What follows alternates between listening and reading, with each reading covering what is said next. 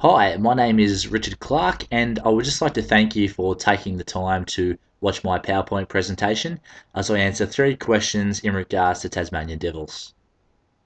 Okay, so firstly, I just want to give a little bit of background information in regards to Tasmanian devils, and then talk more specifically about the natural living behaviours of this animal.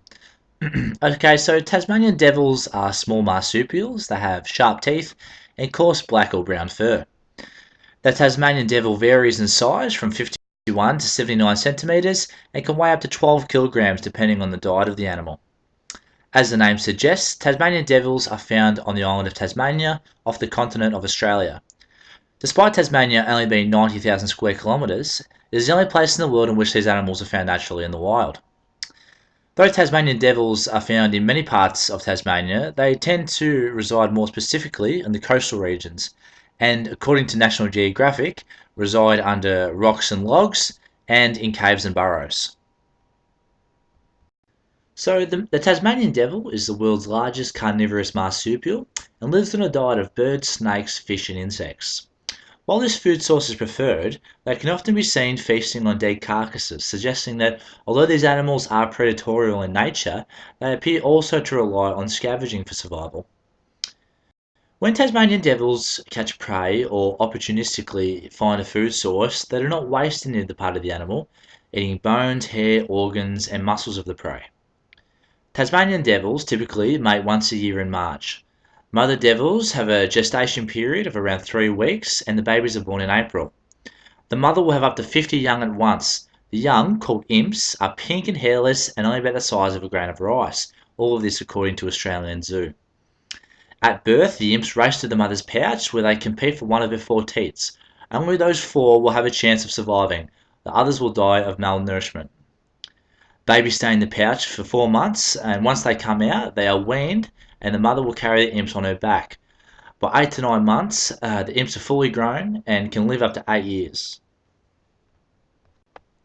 One of the biggest issues facing Tasmanian devil's welfare is that of the devil facial tumour disease. When an animal is placed on the endangered species list, it is often because of human interaction and interference. In the case of Tasmanian devils, if humans do not intervene, they could quite easily be extinct within the next decade. There has been a decline across Tasmania of more than 80% in average sightings, and in the northeast region, where the signs of the disease were first reported, there has been a 95% decline in average sightings. Because of this, in May 2009, the Australian government listed the Tasmanian devil as endangered under national environmental law. After interaction with an infected Tasmanian devil, say from a bite for instance, the disease appears in the mouth within a few short months, usually in the form of small lesions or pimple-like bumps. These small blemishes quickly develop into large tumours that grossly distort the face and neck and often other parts of the body. The devils soon find it difficult to eat and drink, leading to death from starvation, dehydration, and breakdown of bodily functions. As it is extremely rare that a cancerous disease can become contagious, laboratory testing investigated whether the Tasmanian devil has the correct genes to allow recognition of foreign cells. So this was performed by mixing lymphocytes, which are the key cell in the immune system, from many devils to see if they reacted to each other. The results from these studies clearly show that Tasmanian devils fail to recognise cells from other devils as different. Now, this provides strong evidence that a lack of genetic diversity contributes to the cancer being infectious. When a healthy devil is infected with a devil facial tumour disease from another animal, the infected devil's immune system assumes that the new cancer cells are the same as its own, and therefore fails to reject them. Various organisations, including SaveTheTasmanianDevil.org and the Australian Zoo, are working tirelessly to ensure that captive breeding continues, so that when the time does come for the species to be introduced into the wild, there will be a wide range of genetic variability available. When evaluating the difficult question of consciousness, the answers to these questions generally vary depending on who is answering them. Tasmanian devils appear to show signs of emotion. When they appear fearful, they snarl, and when they appear happy, they are sociable. However, do these basic emotional signs make them conscious? Charles Darwin proclaimed that there was two types of consciousness. Phenomenal consciousness, referring to the basic experience of seeing and hearing, and access consciousness, which refers to more complex experiences of being able to think about or report on a mental state. In regards to Tasmanian devils, the answer to these questions is we simply do not know.